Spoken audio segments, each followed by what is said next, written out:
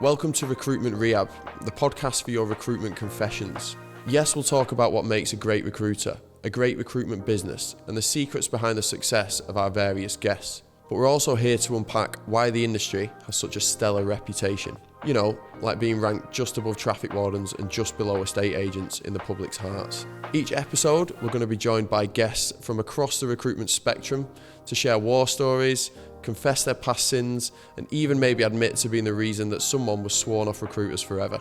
It's part therapy, part revelation, and entirely more honest than your average job spec. This is Recruitment Rehab. Let's get stuck in. Today's guest is the Managing Director of Fortify, a residential construction, recruitment and consultancy business that she founded in 2024 after making what she politely describes as a terrible career move and then deciding to build something better instead. She's got over 8 years experience in recruitment, including the classic early grind of working very hard for not much money, which is probably why she now refuses to do recruitment the transactional spray and pray way. No cold calling marathons, no chasing one-off wins, just proper account-led partnerships. With a small number of clients she actually knows and can challenge. That approach delivered over 300k last year from just 10 businesses, working mainly across the Northwest with clients in Yorkshire and the Midlands, proving that depth beats high volume every single time. She's known for asking slightly uncomfortable questions about hiring failures, candidate drop-off and leadership reputation, and now advises some of the UK's biggest house builders on why roles aren't landing before trying to fill them. More honest and a lot less reactive. Allicia, welcome to the pod. Thanks for having me. No, thanks for coming on. So let's start at the beginning then. Tell us how you got into recruitment and just like your journey to where you are today. I think I did the typical fall into it. It was one of them that I worked in restaurants, like high-end restaurants, high-end gyms. And I think with the diverse clients that came in there, I was like, I just want a job where I'm dealing with people. I could never be a doctor. I don't like blood. So I needed something. And ended up getting this job at this company. It was tiny and it was down the road from my mum's house. And it was the weirdest place. It was just one of them dead small recruitment companies, but I was definitely the wrong hire for them to make. Like, I did not give a fuck. I was just like, I was like 19 or 18 and I was just like out all the time, drinking, like coming into work hungover. And then I think once I realised what the job is, I actually learned to really enjoy it. Like, it was a great environment for me to enjoy the basics of the job. And then went to another business afterwards and actually still didn't do any recruitment, but enjoyed the job even more. And then I've only ever worked at 3 companies, but I did the typical fall into it. Didn't really want to do it, but I ended up not leaving because I'm like, what else can I do now? So like, given that so many people fail in the first year, like what enabled you to be successful, do you think?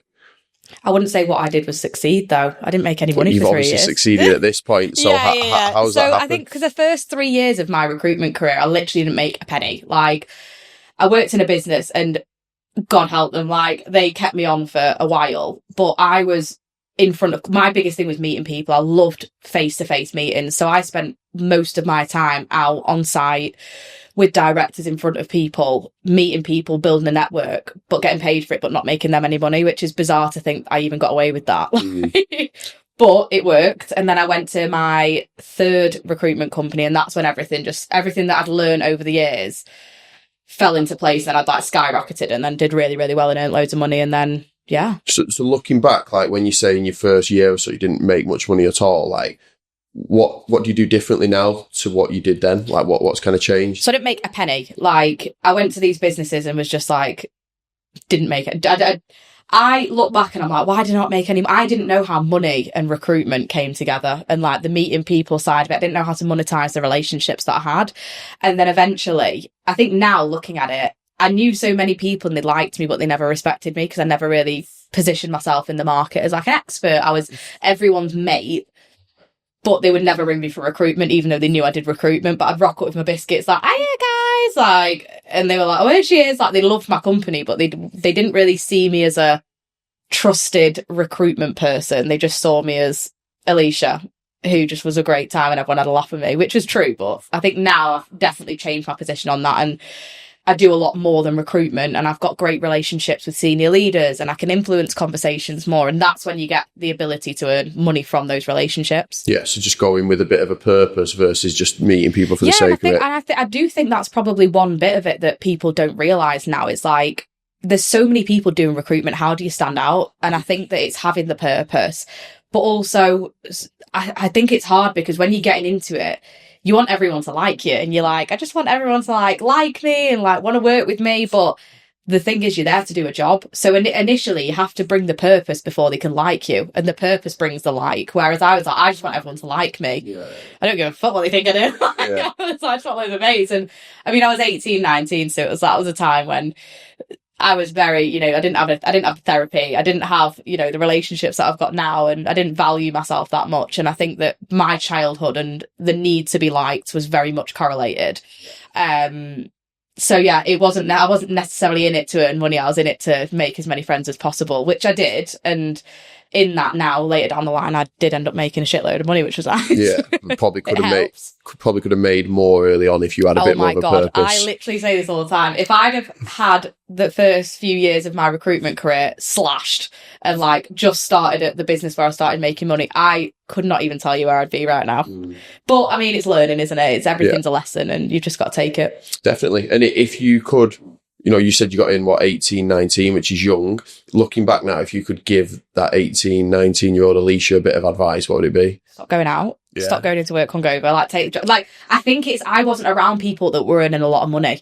So it wasn't like I was working in a business like we were saying about, you know, a business that we were just talking about, like everyone's high performing, everyone's earning great money, and you go in there and you go, shit, like I've got to keep up with this. I didn't have that. Like no one was real. There was one person in the second business that I worked at that was absolutely smashing it.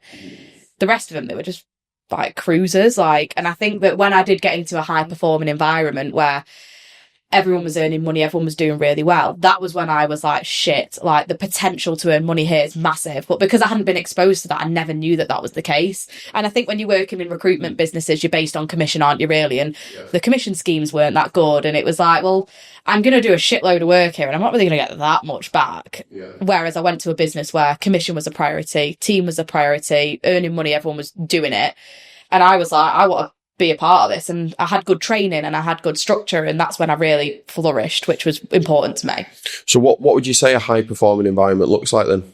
I think one of the key things for me is that everyone that knows the why, like everyone that in that business knows why they're there and has a reason to earn money. Everyone that is there wants to earn money. The business encourages high performance. So it's tracking your stuff. It's wanting to map your market out. It's caring about the job. It's having the actual passion for it that makes it so you live and breathe it.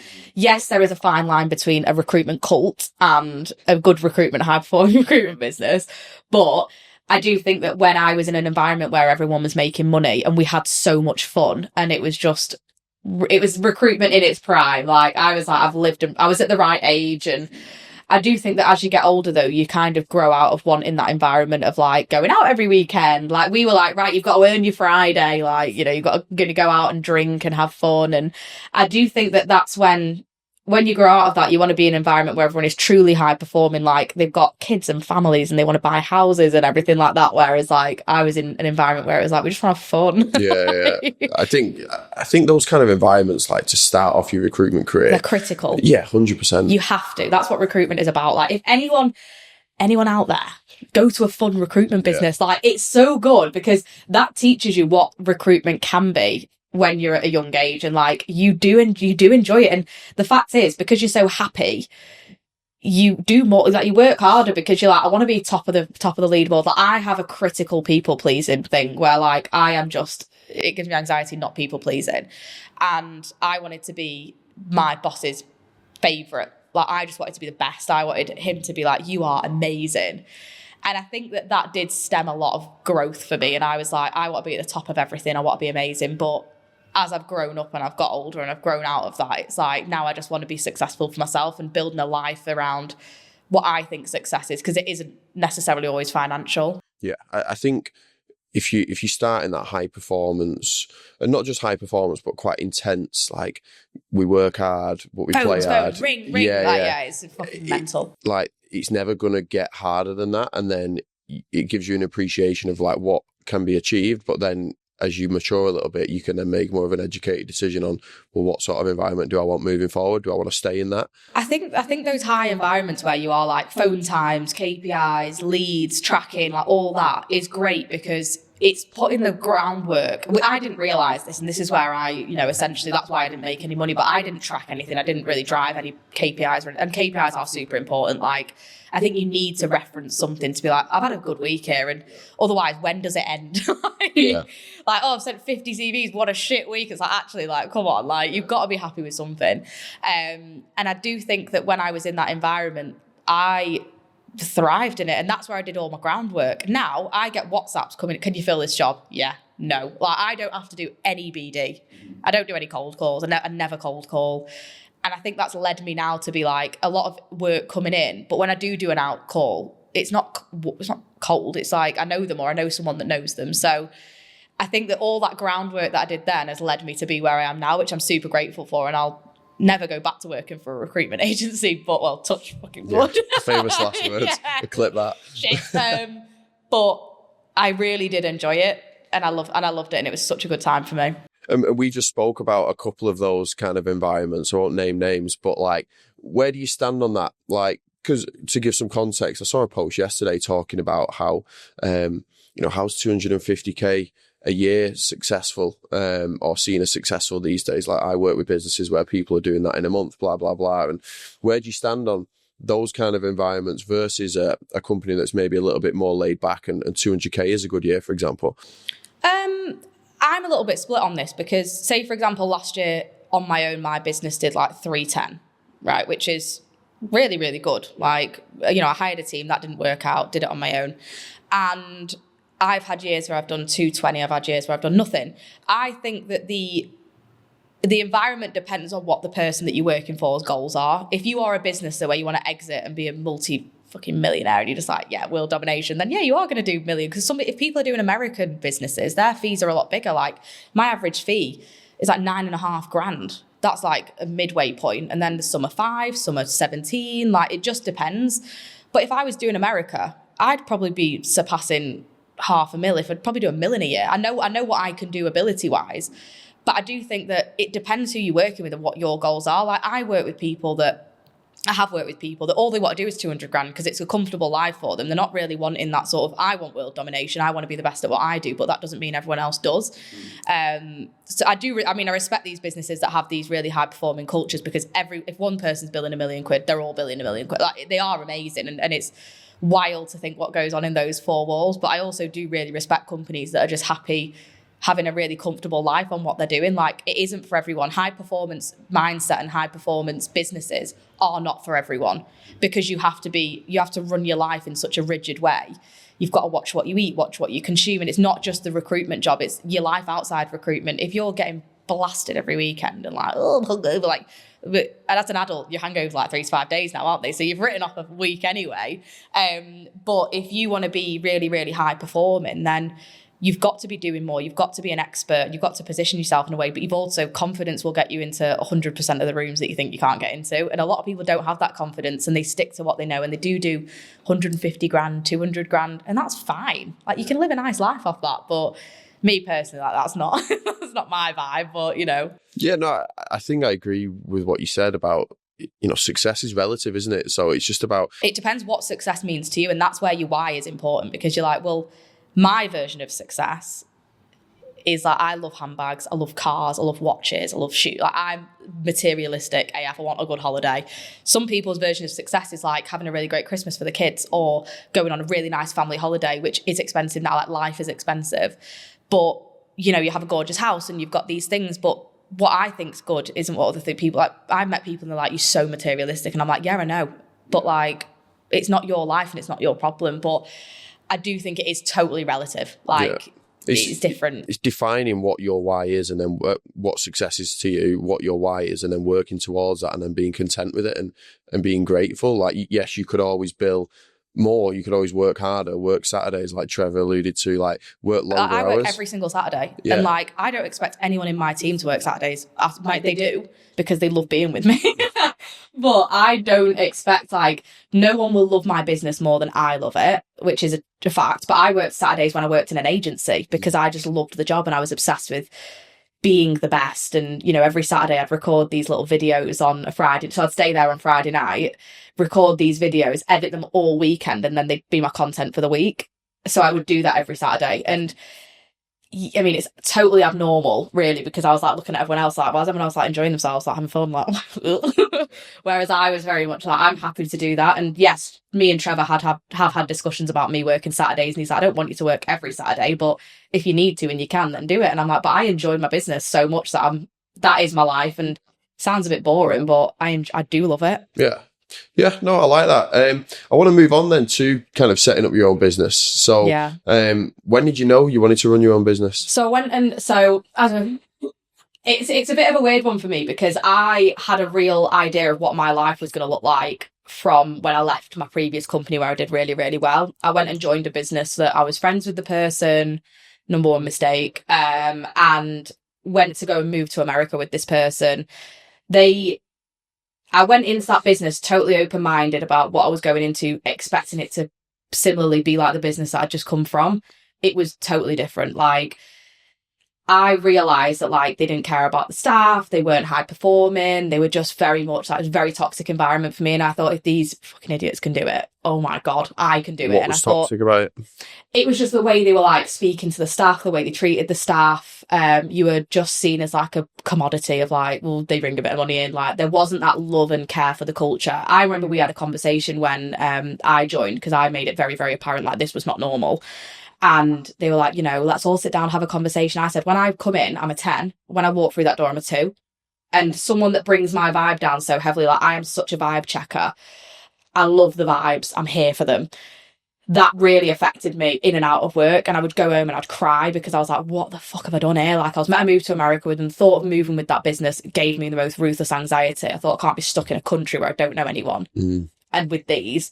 So I ended up being there for 8 weeks. I did 100 grand in 8 weeks and then just thought, I can't do this anymore, and ended up leaving.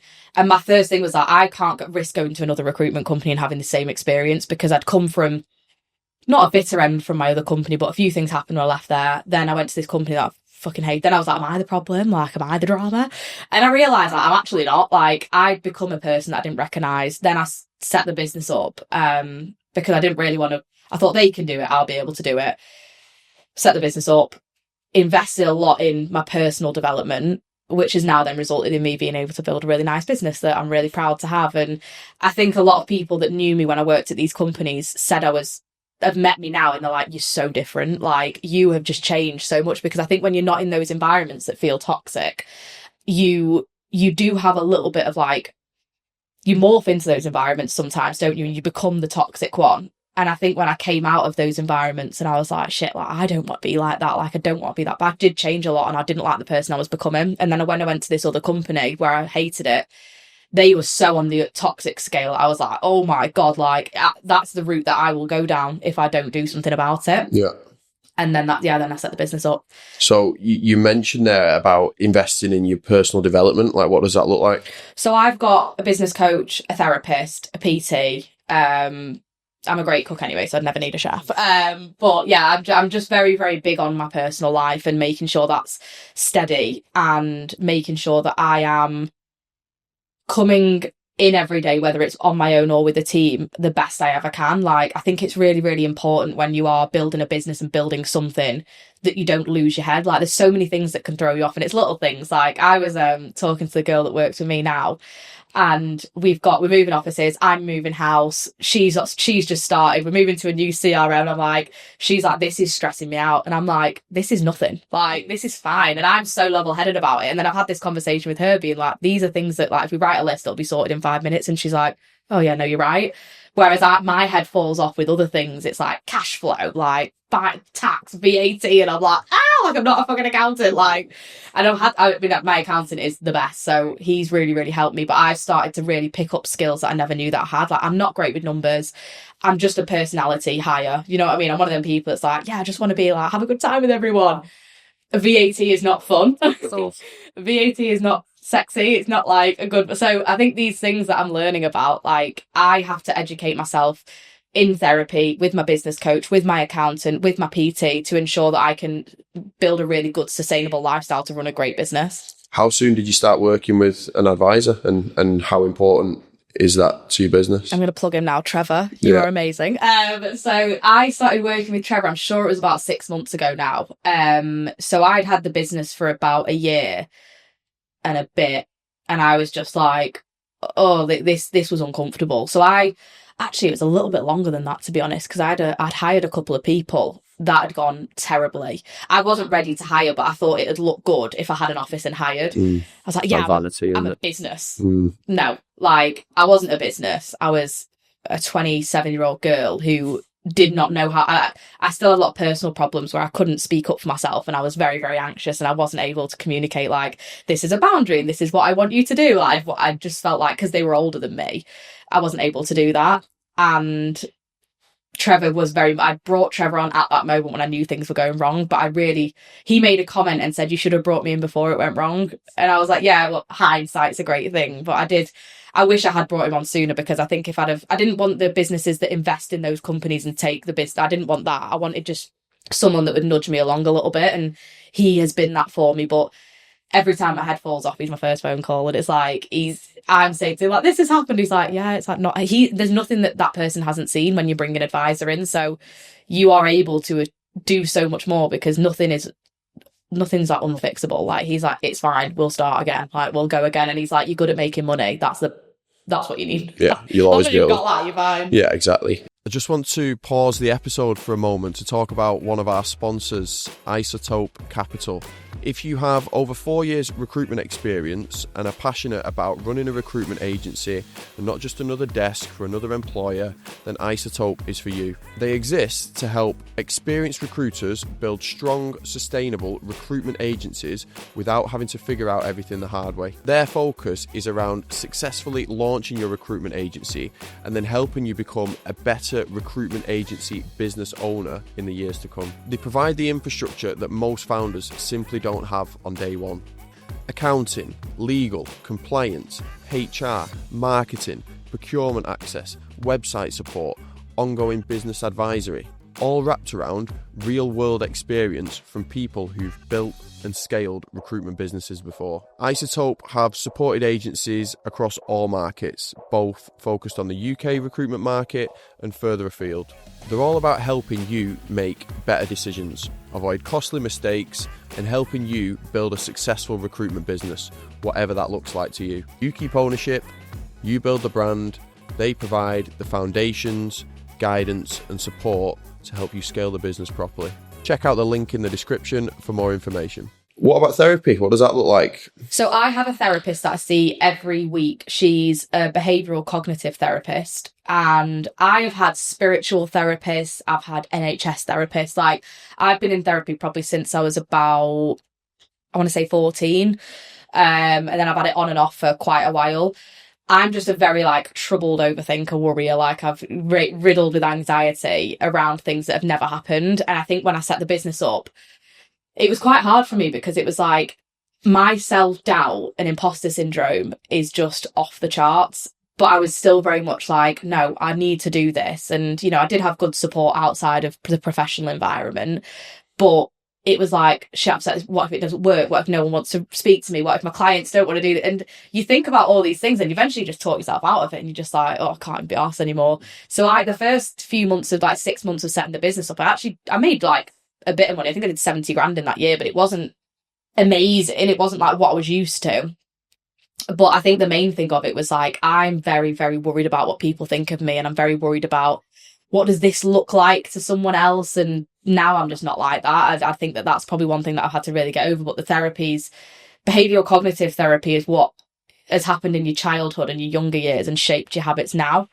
So a lot of my, like, people pleasing and needing to be the best comes from stuff in my childhood. But actually speaking about that, I'm so open about it, because I think everyone should be in therapy. I think that it's such an important thing. But to be the best version of yourself, I think you've got to have someone that you can speak to really unfiltered and link back where these habits come from and actually change them. And I go every week. So I'm like working every week on like, right, I walk away and she's like, right, this week you just need to focus on doing this. So one of the things that I had was that I was really unable. I'd got into like a spiral and I was unable to give candidates bad feedback. But it's very bad. This is 9 years after I started recruitment. So I'd been working, everyone that I'd hired had left. I was sat in the office on my own. I got myself to such a position where I couldn't ring a candidate to give them bad feedback. I've never really had that problem. And she was like, right, now this week, I want you to ring 10 people and give them bad feedback. Obviously, I'd had 10 people to give bad feedback to. So, like, either you're not right for the job. It was little things like you're not right for the job. The client's not recruiting anymore. It was little things like that. It wasn't even big things. And yeah, I've now got out of it, but it's easy. I get myself into these little tiffs and I can sense when I'm getting into them, but therapy's just been good to be like, you're fine. Yeah. You're all right. Like, you're not losing your head, but it's really important. I would recommend everyone does it. You touched on imposter syndrome there. Like, I suffer with that. I think everyone suffers with that. Like, I regularly think like my team think I'm a fraud and this client thinks I'm a bluffer. Yeah. Like, how have they helped you get where I am? Yeah. How's therapy helped you get over that? I think it's a lot of self-worth work. Like, I deserve to be successful and I'm not meant to live a mediocre life. I know that. Like, in my heart of hearts, I know I'm meant to live a big fucking life. And I think that the belief and the drive on that is so important, but it's your why. I know why I'm meant to be successful and I know why I want to be successful.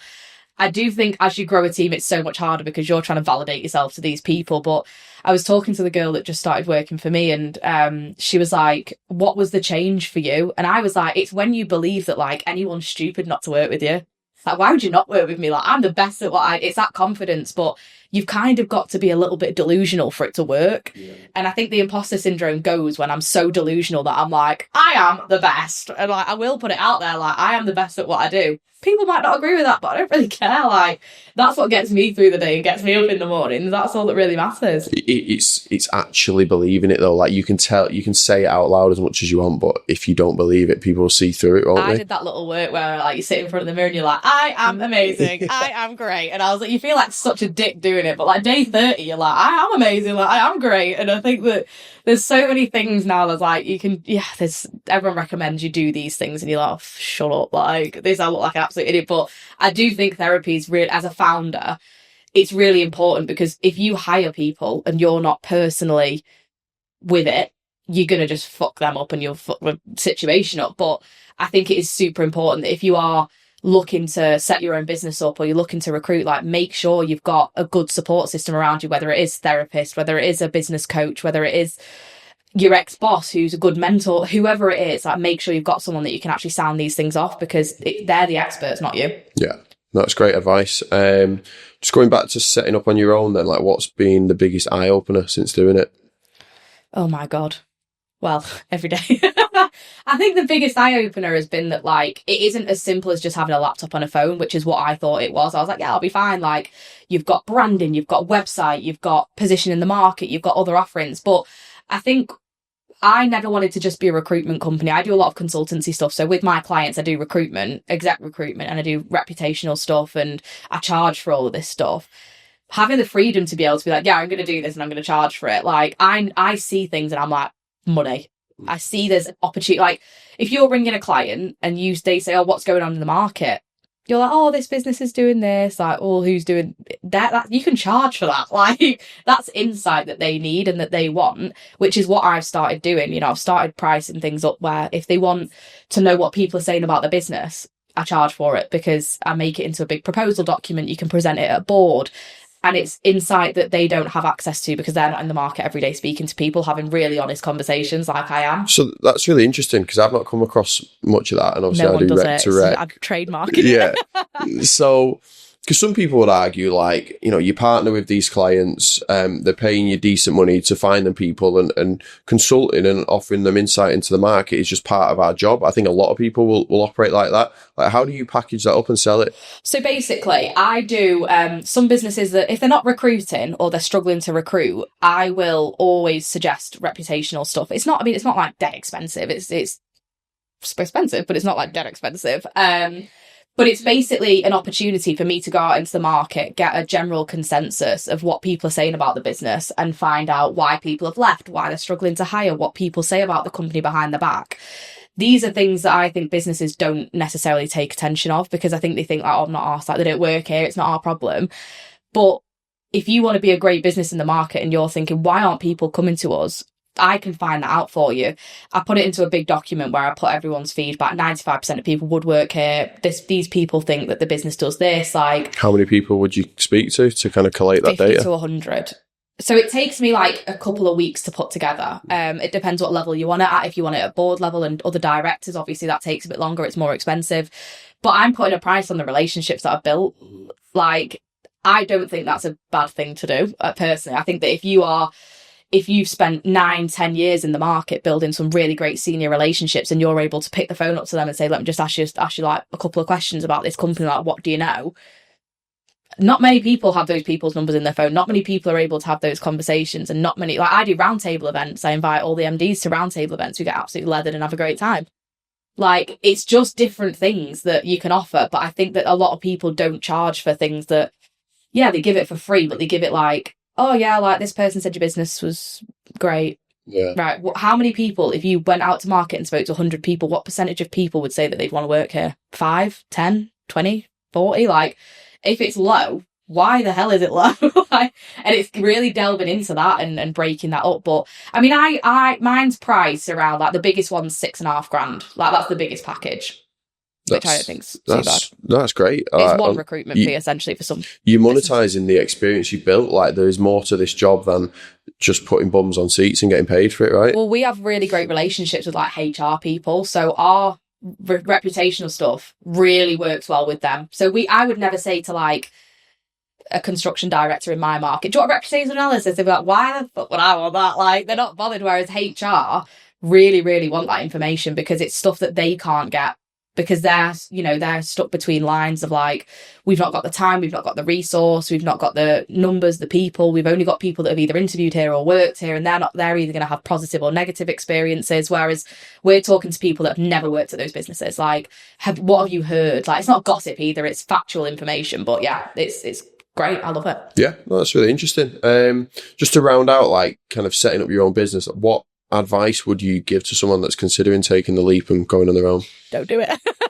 No, I do think it's great, and I think it's a brilliant thing to do. I don't think anyone realizes how hard it actually is. Like, if you are setting up on your own, having worked at a specific recruitment business, if you are in an environment where it's lots of people, good team, like, atmosphere, going from that to working on your own is the hardest thing you will ever do, because you are, like, celebrating your wins on your own and you're commiserating your losses on your own, and the losses feel so much worse than they actually are. Whereas when I worked in an agency, something would go wrong and they'd be like, fuck it, ring the next person. Like, it's not drop in the ocean.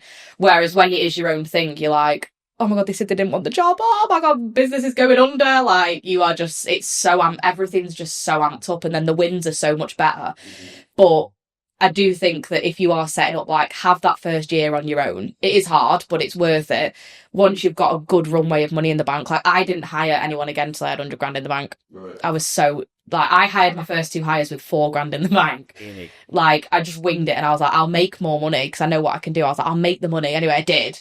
And then when they were there, because they were there, I was working better because I was in an environment where it was buzzing and it was enjoyable, and I was like, I'm better when I'm around people. But they weren't the right people. So it's such that I've learned so many things. I've had really great highs and really shit lows, but overall, I do think that it's important that you have that year to yourself to build a really good runway of money. And once you've got the money, you can pretty much do anything. And what about with regards to setting up? Like, are there any points that you think people should consider and make sure they have in place before they set up? Yeah, so I think you always need a really great accountant, a good CRM that works well for how your brain works. Because if you are working on your own, the CRM has to replicate what you think. But what about, like, if you're unsure on whether to set up, what would you ensure you have in place before deciding, it's the right thing? Like a couple of months wait. Like, yeah, is it a runway? No. Is it like a certain amount of clients? Or do you have to be billing a certain amount, in your opinion? I didn't have any savings. I set the business up and really, really winged it, but I had really loyal clients. So my thing would probably be on that. You've got restricted covenants, so you really can't if you're leaving a business, you can't, unless you've got an agreement where you can take the clients, then yeah, but 9 times out of 10, you're not really allowed to. So if you've got a market that you know you can be successful in, do it.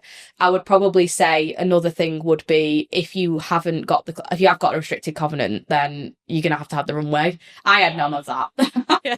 I had like no cash in the bank. I had no like clients that they came with me, but I really set up my business off the back of the fact that I just trusted myself enough. But I think if you're billing big numbers, but I've got my best friend's a founder of a recruitment company. She never did recruitment before.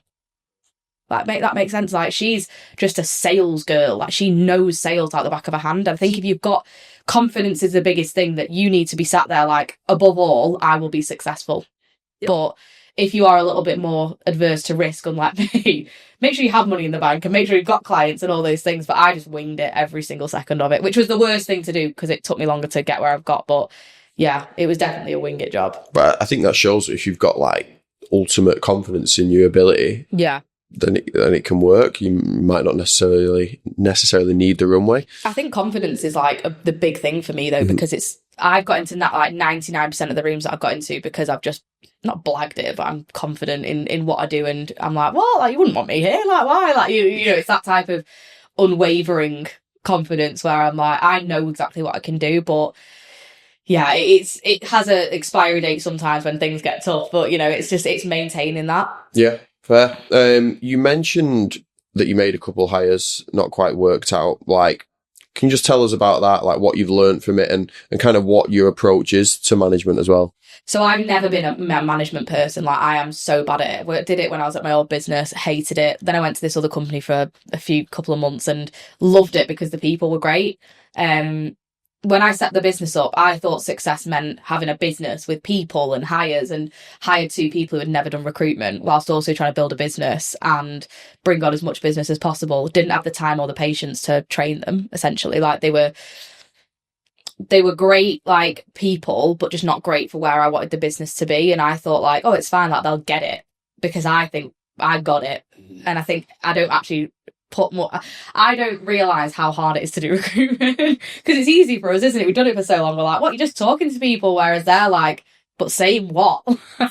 It's hard to teach someone who hasn't done recruitment how to do it well. And I had the expectation that they were going to come in and just get it, and they didn't. And then the hire that I've recently made is an experienced person who I've just been able to leave to it, which is probably what, for my way of managing, because I am so busy, I'm probably better having someone that knows what they're doing, that just needs to lean on me for relationships or like a little bit of advice or the high level stuff. Whereas how experienced? She's done 9 years. Right. Okay. Similar market or? Yeah. So I met her when I worked at this company for 2 months. Right. Okay. Toxic one. Yeah. But she's not toxic. No, she's amazing. So she actually was admin there, but had previously had her own recruitment business in construction, which is what I do, but trades and labour.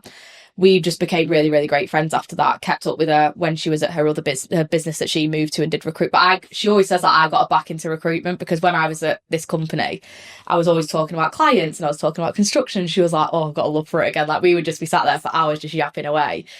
And then I'd been begging her for 2 years to join me. She was like, no. And I was like, I've got money in the bank now. Like, come and join me. And she did, actually, to be fair. Like, she's taken a risk joining me, but even already, like, in her first week, like, she's signed clients, she's booking interviews, she's got offers, she's speaking. I'm like, this is what I needed. Someone that was just going to come in and hit the ground running. And yes, that's more expensive, but it's better for the way that I work. Yeah. I don't have time to be sat training a trainee. Like, I've not got the patience or the energy. And until I've done a lot more personal work, I don't think I will be. Yeah.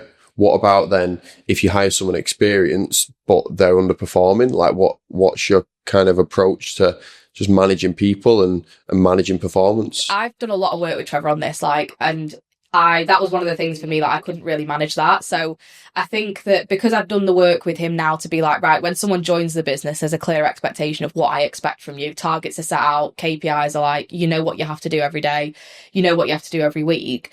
There is no discrepancy in that. And because they are a higher sort of caliber of person, they understand that they'll know that if they're not hitting targets, they've been in the game long enough that they'll be like, shit, there's something quite wrong here. Like, I'm obviously not doing what I need to do.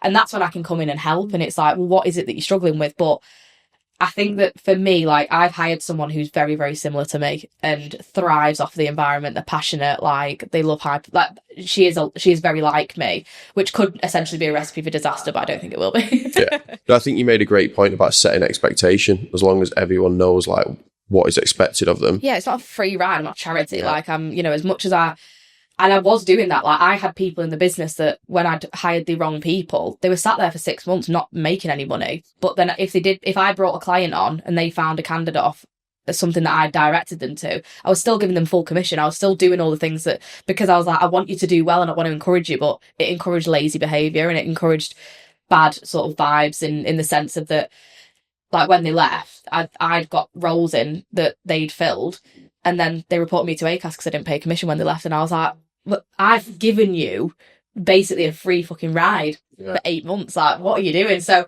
I think it's hard because I give so much and expect so much back, whereas I'm learning to give less until they prove to me that they can have that. But I still have some absolute foundations that I'm not going to change in my business. But yeah, just the general sort of dealing with conversations and bit of like dealing with conflict essentially, because it's a difficult conversation to have when it's someone that you know, especially, which is like the work that I've been doing. But I think because me and her are so honest with each other, I can be like, mate, that's shit, like, and she'll be like, no, I know, like, I'm fully aware. And I did it last week, like, I was talking about something with her and I was like, oh, I've had such a shit week and this is what happened, and she was like, yeah, that is shit, to be fair. I was like, yes. Yeah, but it's that again comes back to your hiring, doesn't it? Like, if you know kind of what works and what doesn't, then don't hire people that don't kind of fit that model. I think around the coaching and it's something that holds me accountable, because I'm trying to hold everyone else accountable. And it's like, she's come into an environment where I'm like, this is the way that we do things, this is what it is, this is the market that you're doing, and it is so rigid. But at the same time, she's really thrived in that, and it is, you know, setting the expectation of this is what I expect from you. Like, we're going into this together of like,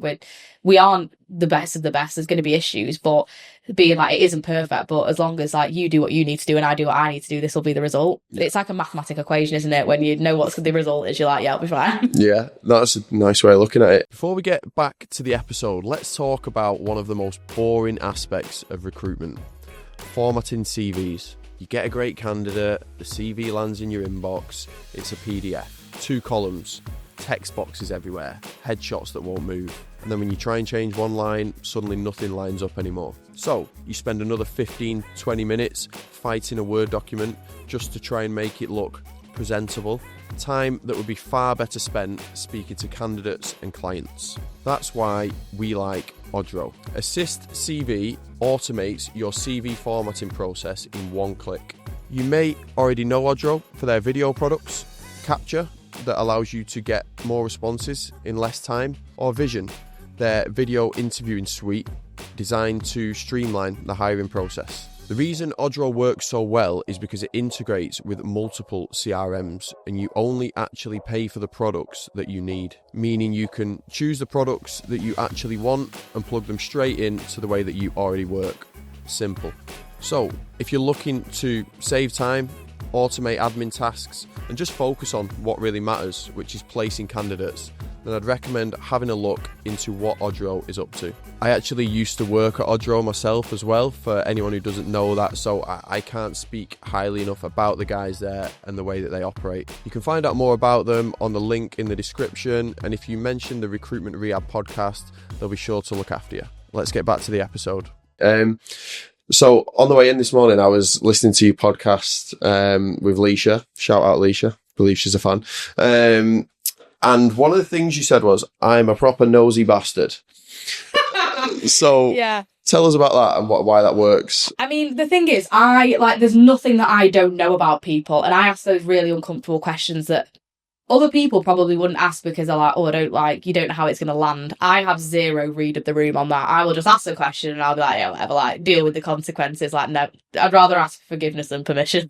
And I think that when it comes to recruitment, I knew that, like, I wasn't bothered about asking hard-hitting questions, and I love knowing shit about people. So it's like, when I'm speaking to candidates, I know everything about your personal life. I know whether you manage a football team. I know whether, I know if you split up with your wife. I know if you do custody. I know everything, because I'm like, this will give me a better picture in my head of what I'm walking into a relationship with this person. I mean, God forbid if I was like dating, like they would just have zero chance of me because I'd be like, so what tax bracket are you on? Like, what's your national? Like, I'm just nosing, and it's always served me well because I think that because I care so much and I care about the client and the candidate and the situation and the job and the business, I just want to know everything because I feel more comfortable having all that information. And also it's like when I speak to a client, they're like, one of my clients the other day was like, oh, you really get in bed with people, like not literally, but like he meant like you really get under the skin of like what people are like, because all my candidates that I put forward, I'm like, this is what they do, this is the situation, this is what the home life is like, and they're sat there like, I fucking don't need to interview them then, really, do I? Like, you've done everything. But it just gives people a bit of a talking point. Like a guy that had an interview last night, like he used to be a footballer, and the guy who was interviewing with used to be a footballer. So I knew straight away that was a common ground for them two. They were in there for an hour and a half just like yapping away about football and this and that, but whereas that would have probably come up later in the conversation had they not had that sort of bit of information beforehand, because I don't really send CVs that much, to be honest. Like I do it off like, trust me, I know what you like, which has always done me pretty well, but I am just very, very nosy. I have to know everything. Yeah, is it ever backfired? Oh my God, yeah. And I have a mouth that just runs away with itself. I have loose lips, so yeah. I know things about people, and I've mentioned it, and I've been like, shit, shouldn't have said that. Like, I'm learning not to do that. I'm getting better, but there has been times, and I think when I was younger, I was a proper lot fucking gossip in this job. I was like, this person's doing this. Then it bit me on the arse so much that I was like, I shouldn't do that. Now, as I've got older, I'm like, I don't do it, but I do it in a strategic way of planting the seed with the right people. Yeah. But yeah, it has bitten me in the arse a few times.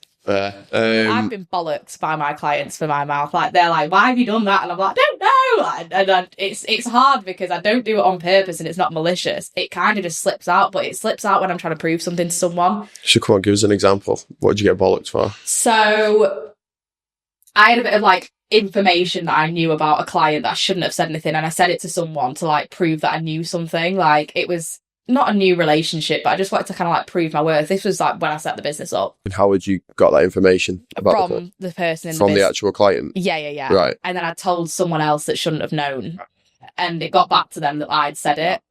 And he was like, "Why have you said? I told you that in confidence." And I was like, "I'm fully aware, but I know where it comes from. It comes from my need to be like, put myself. I know what I'm talking about, but." Sharing other people's business necessarily isn't what knowing what you're talking about. Like that's just being untrustworthy. And I do think that I pride myself on being really trustworthy and really like my values are very strong. So when that does happen, which is like once in a blue moon now, I literally will cry my eyes out because I'm so disappointed in myself.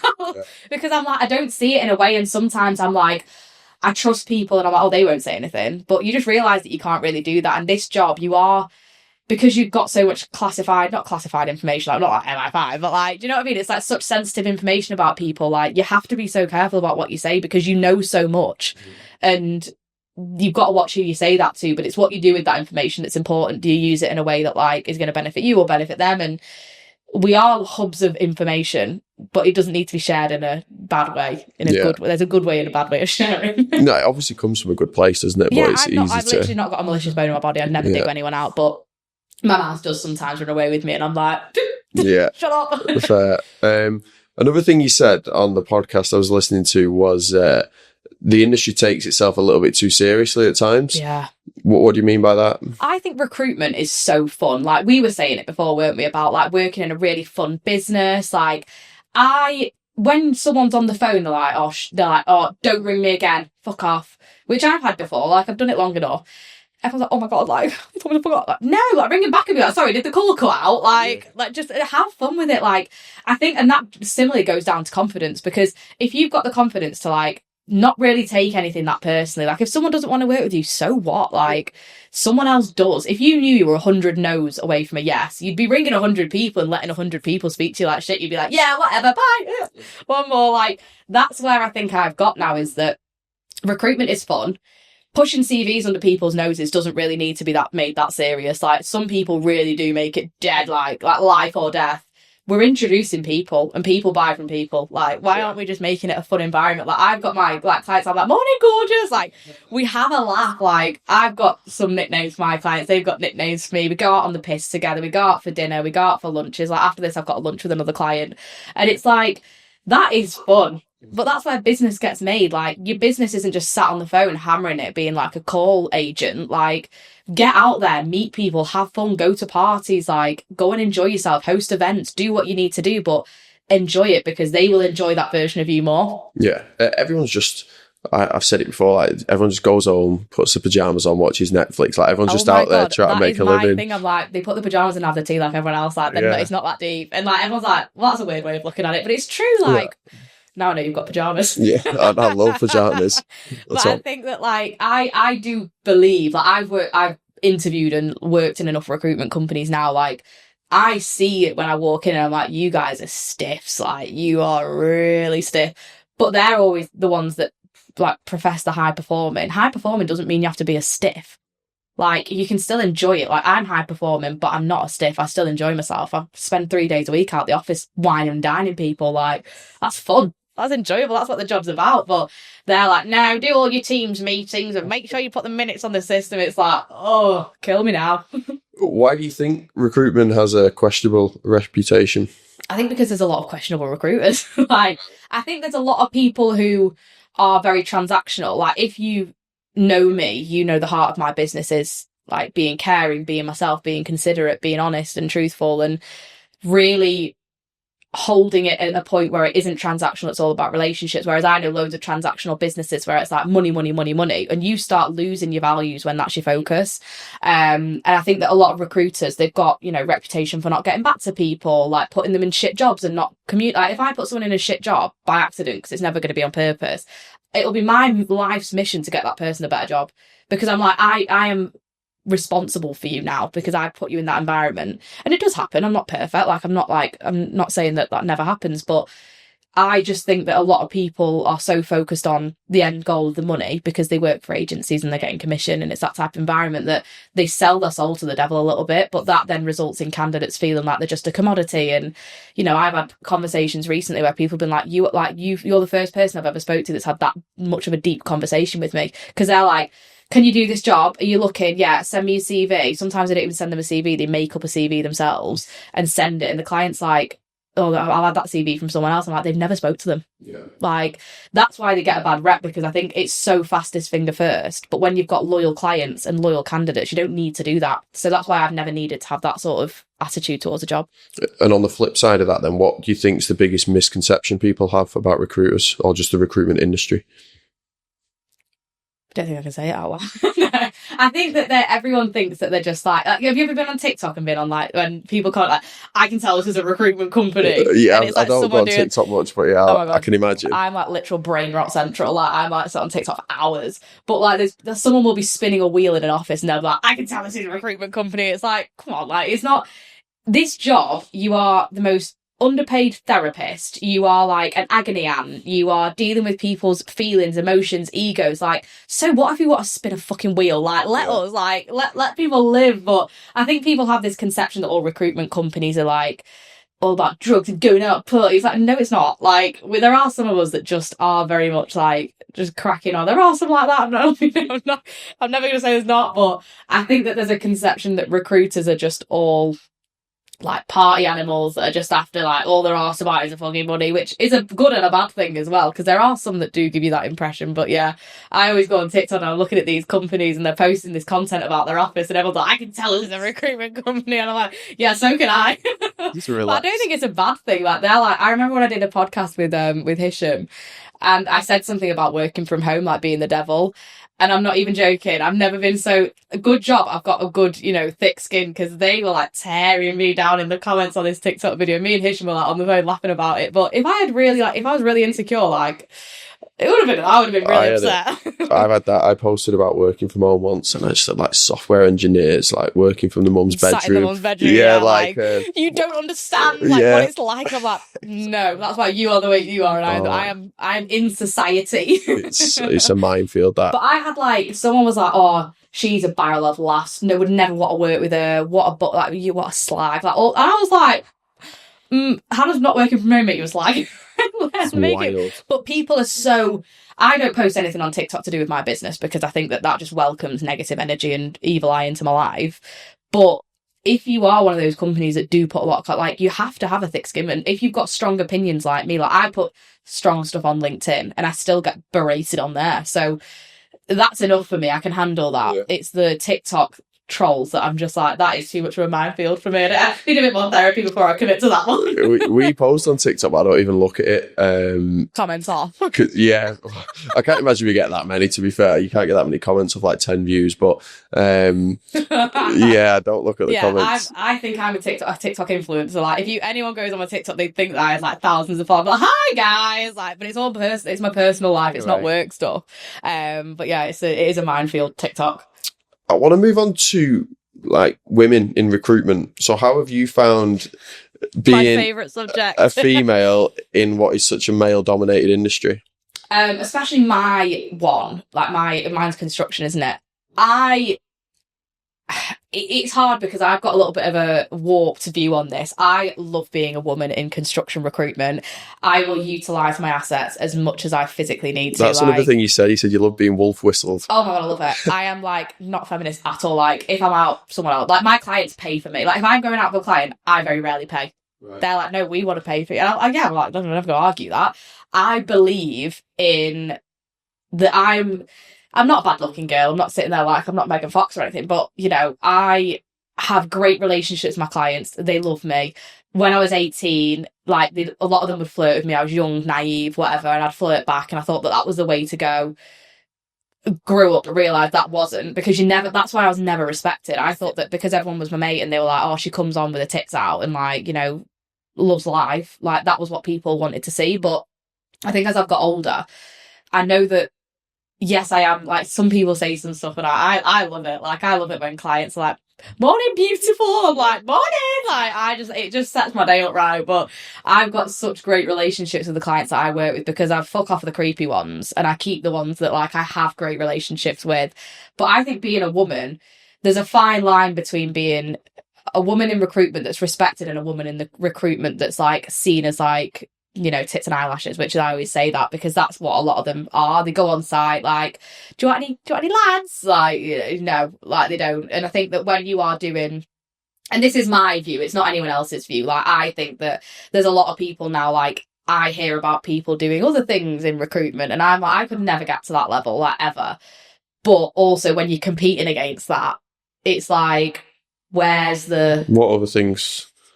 like within reason? Like I've heard about people like sleeping with clients and like right, okay. You know, like stuff like that, which is all their personal business. I'm never going to comment on that, but I know why they've won that contract then. Right, okay. Like I know why you work with that client. I know why. Well, I would never do that, but I can see where a lot of people that have got where they've got because, you know, they're things that happen. Yeah, no, that's interesting. But it's I mean, it's all gossip at the end of the day. Do you know what I mean? I wasn't sat in the bed with them, so it's like I don't know whether it happened or not. But I think that as a woman, you know, we do get a bad reputation at the start for being like flirty or like when you are a good looking girl, they're like, oh no, why they work with them, like. But essentially, so 9 times out of 10, we actually do know what we're doing. Yeah. And do you think it's more challenging for a female getting into the recruitment industry as opposed to a male or not? It depends what sector, I think, to be honest. Like, I think in the construction sector, they welcome them with open arms. They love it. Like, and that's just me being honest. And I think that I'm very much an advocate for like women in construction. I do a lot of my clients on that. You know, a lot of the companies that we work with, all their MDs are female, the HR are female.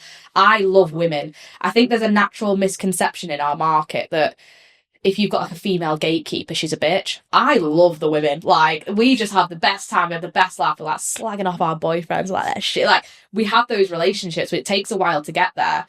But I think it is, you know, it's as a woman in recruitment, it is difficult because I think sometimes that if you are in an environment where someone's crossing the line with you, because it still does happen, it's how you react to that. Like now I'm like, you're not embarrassed? That's so fucking weird that you'd say that to me. Like, and I've got the confidence to say that, whereas 18-year-old me would have been like, hi, yeah. Oh yeah, like, and I wouldn't have stood up for myself. But I think as long as you're set the boundaries and you set the tone that that's not what you're into and that's not the conversations that you're having, then they very much do follow suit. But I think you have to set that boundary and that tone. Do you think there's anything as an industry we could do to make that easier? I think if you had a team, like if one of my team members came to me and said that this client had said this, I would be straight on the phone. Yeah. and be like, who the fuck are you talking to like that? That's disgusting. Like, I'm not bothered about that. But I think that there's some businesses where they go, oh, that's just part of it. Like, we should advocate more if that happens, because I think that if I had a team member who felt that they were uncomfortable and someone was crossing the line with them and they didn't feel like they could come to me about it and they thought that was just part of the job, like, kill me now, because that is just not normal. Whereas I'm very confident to say, I'd tell them to say something, but I think there's a lot of companies out there who go, that's just part of it, like, just ignore them. Yeah. No, that's unacceptable. Like, no one should feel that way in work. Like, and it isn't all the time. Don't get me wrong, I'm talking like a drop in the ocean thing. Like, there's one in 100 clients that are like that. But at the same time, like, companies should do more to protect those people if that does happen, and people should be able to feel like they can come to you if that happens and you are going to have the back. Like, I'd be straight on the phone. I'd be like, number one, never speak to my fucking staff like that, that's disgusting, and number two, like, we're never working with you again, like that. And I would go to the extreme lengths of the earth to make sure I've embarrassed them enough, and that's just how I would deal with it. But everyone's different.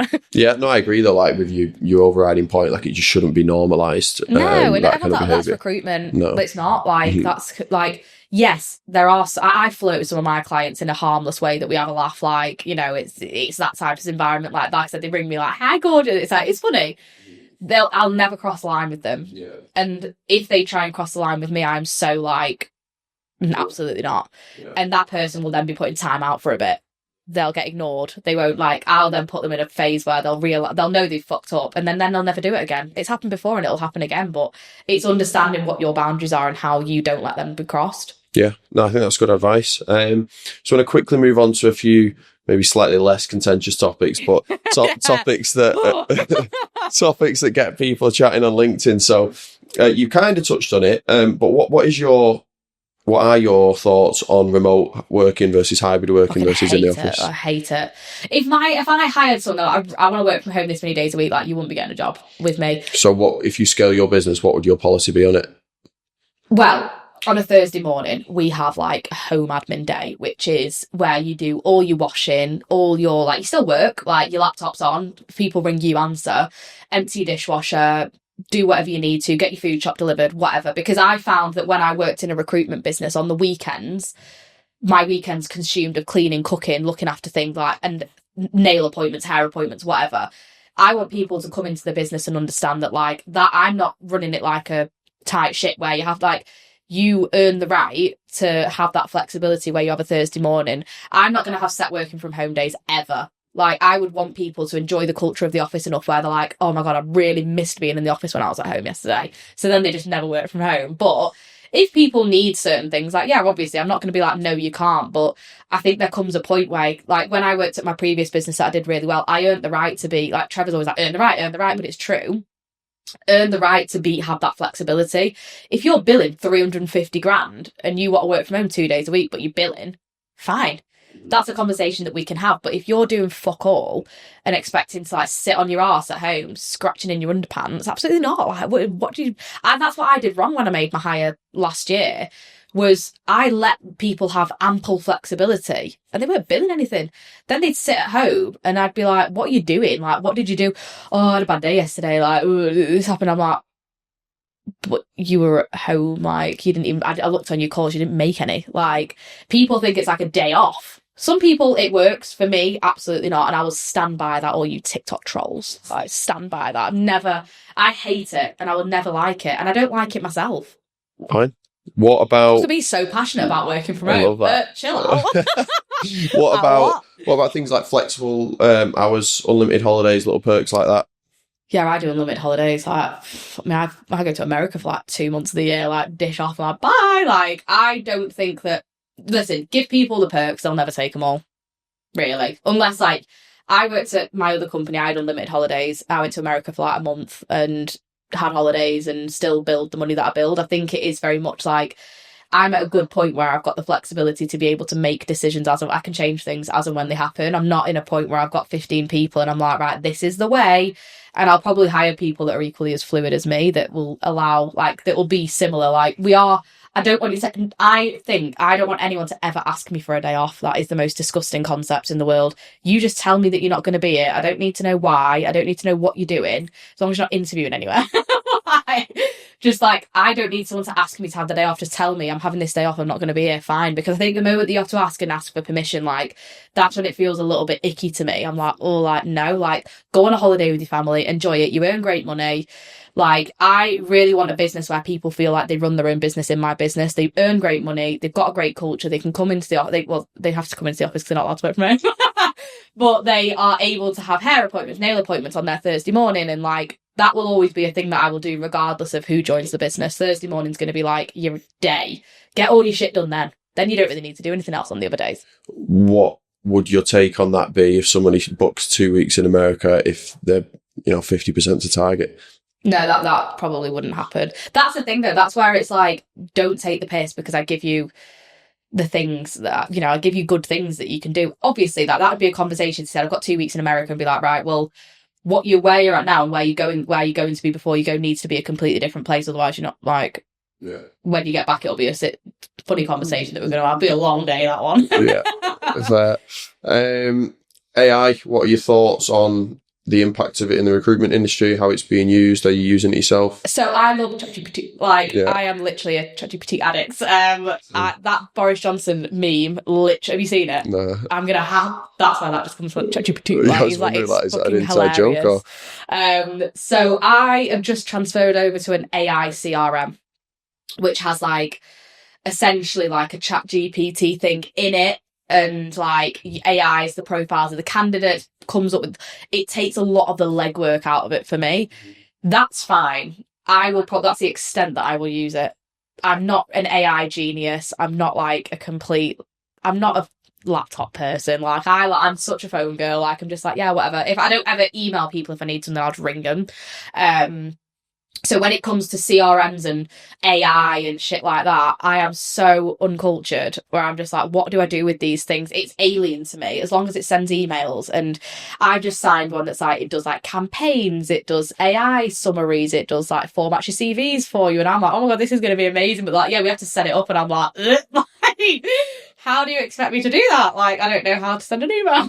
But yeah, I'm not really massive on the AI. I mean, I use ChatGPT and I've got this AI CRM now, but I don't even know what's out there for agencies. I'm not very educated on what's out there for us to use with AI. I mean, have you got an idea of what other agencies use with AI? Yeah, I mean, like more and more CRMs seem to be offering it. So it's like, if you've regged thousands of candidates on your database, you can just type a question in to the search on your CRM. That's what the one that I moved to and does. It pulls that information without having to search by specific fields, for example. This one that I do is like, I want like a sales manager in the Northwest, and it'll pull up with everyone that's registered as a sales manager in the Northwest. Great. That's perfect for me. That is time saving. Exactly, yeah. I don't know anything else that AI can do. Yeah, and obviously like I don't know how much of this is AI to be fair, but like all your automations and your campaigns that you can set up and stuff like that. Yeah, that's what I'm going to be doing. But I mean, the thing is, the campaigns and stuff like that isn't necessarily going to be like, it's like an email then a follow up. That's it. That's the extent. Like, I'll send a spec and a follow up, and that's where it'll stop. I know that you can have like AI on your LinkedIn, and you can like, I can't remember what the thing's called, but it's like it adds people on LinkedIn for you, and then like, do you know which one I mean? Like vaguely. An add-on thing. I don't know if that's even AI, but like things like that, I'm just like, I'd rather control who I've got in my network. I'm about as tech savvy as you, by the sounds of it, to be fair. Yeah, so we should really be running recruitment businesses in this world. Wanted to know if you had like any contentious take on it, but no, I mean, I think that, I mean, to be honest, I don't know. I'm like in a relationship with ChatGPT at this point. I don't know what I would do without it, and I don't remember ever living in a time without it. I love it. It's just like Google, isn't it? But more efficient. Yeah, like I don't even use Google anymore. Like if I've got a problem, a health problem, I'll just ChatGPT that shit, and it's diagnosed, done, ready. Yeah, fine. Last couple of questions then. Like, what's next for you and Fortify? So we are I had a completely different plan probably about 6 months ago to what my plan now is. We are going to be focused around civil engineering, main contracting, residential and house building, and then open up into the US as well, which is super exciting. I want to get to 10 people. That is it. I don't ever want to be bigger than that. I mean, that'll be a journey because I've literally only got one now. It's like, this is stressing me out enough. But I think I was never really focused on growing an actual business, whereas now I've started to invest in myself and the business and the company, and I've moved into my new offices and while moving into my new offices and stuff like that, I'm seeing a really big picture of where this business can go. But I think that I really want a business that people enjoy working at, but everyone makes great money. I don't ever want to stray far from the sectors that we do. Like, I know I spoke to a couple of people in your team about growing and stuff like that, and a few of the people that they've suggested have been amazing. But I think that where we are, great plug. I'll always do that for you. Yeah. Specifically Lauren, she's great. Lauren doesn't listen to the podcast. It's an absolute travesty. I'll be sending her this and I'll be telling her. But no, Lauren has suggested a few people to me, and I think the one thing is that I've always been super against rec to recs, to be honest, because I've had terrible experiences with them myself. And when I am thinking about growing now, I've got Jade who works for me. She's a great person for me to scale with. Underneath her will be the focus of the growth, but I'm going to have to use rec to rec for that but I do have realised now that I need to lean on people around me that know what they're fucking talking about with these people, because you guys specifically, like when Lauren does send me people, they're always spot on and I'm like, yeah, I want them. But I'm just not at the stage right now. So I think over the next 3 to 5 years, we're looking at getting to 10 people doing 3.5 mil and doing America for custom homes, civil engineering, high-rise residential and house building. That is it. And the person you've got now, who you've said will kind of lead a team, so do you think you'll just have one direct report in her? So let's say you get it to a team of 10, she'll report into you. She is the best bullshit filter you will ever meet. Like, she is just like, even when she joined on Monday, she joined on Monday, she has taken so much off my plate, like things that I didn't even think about that I needed taken off my plate, and she's a doer. And I know she's very, very good at people management and developing people. I haven't got the patience or the energy to develop people. She has. When I spoke to Trevor about bringing her on, he was like, what are her skills? And I was like, my weaknesses. And he was like, perfect. Yeah. But is that how you envisage it being, a team of 10 then, like you and then one person directly reporting into you, then everything kind of under her? So you're like a bit more hands off. I only really want 3 levels of my business. I'll still be hands on, because if we bring in house building people, they're going to have to report to me, because God help them. Because it's obviously the market that I do, but I will never stop billing. I'll never stop doing BD. I will never be a hands-off director like that. Do you know some recruitment companies when the director's just swanning about doing fuck all, and you're like, what do you do? Like, the whole family's on the payroll, and you're like, what do you do, mate? Like, I never want anyone to come in and question that. So for me, I will always do that. She will still bill, and we'll bring people on underneath her. But I really want a team of people who know what they're doing. Like, I don't really want that uncomfortable 6-month period of like having to train someone to do something. Until we're at a point where we can, I'm not making that mistake again. So yes, it's going to be more expensive for me. Thanks, Lauren. But I also think that I know it's going to be more expensive, but it's going to take a lot off my plate in the future. Yeah. Final question then. What does success look like to you moving forwards, and how has that changed over time? Success to me is moving to America. That is my end goal. I want to be in the OC with a gorgeous beach house, with my business thriving. I want an American business, a UK business.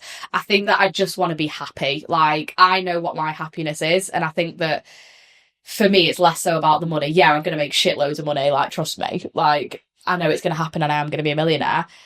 Money does make me very happy, but I think I want to build an environment where people really enjoy working there. You know, I make a joke all the time. I just want the girls and the gays. Like, I love it. Like, I just want an environment where I absolutely thrive in and people enjoy. That to me would mean more than, I know people say like, yeah, you know, do you not want a bigger business? I don't want a massive business. I want a small bespoke business where I've got 10 clients that I work with. That is it. Like, I want a business where everyone's got a small list of clients. They get serviced properly. Everyone earns great money. The commission's off the fucking charts. Like, everyone goes on gorgeous holidays every year. I'm living in America in my beach house. Like, what more could you ask for? And then outside of work, I would just like a nice life. Like, I just want to enjoy myself. And I don't want to do recruitment forever. I give myself 10 years. Right. No. Then what? Just feet up. I'm going to try and monetize as much as I can when it comes to using the money from recruitment to do other things. Obviously, I'm investing very heavily in the business, but I want to buy property and I want to have investments and I want to, you know, I do want to end up doing like training and stuff like that. Like I love Trevor because he's so like straight to the point, but I see myself doing something where I can mentor people because I do love helping people, but I don't like to be directly involved with the result. Yeah. If the result affects me, like I don't really want that. But like I know there's more to life than just recruitment, but I do love it and I want something that's going to stay within recruitment, but not me having to like hammer the phones every day. Mm-hmm. Yeah, well, I think that's a good place to end it. So, I think it's really inspiring, like what you've done. I think your confidence is like infectious as well, and I can see why you've had the success that you've had. Thanks, I appreciate that. So, yeah, thanks for coming on. You're welcome. Thanks for having me.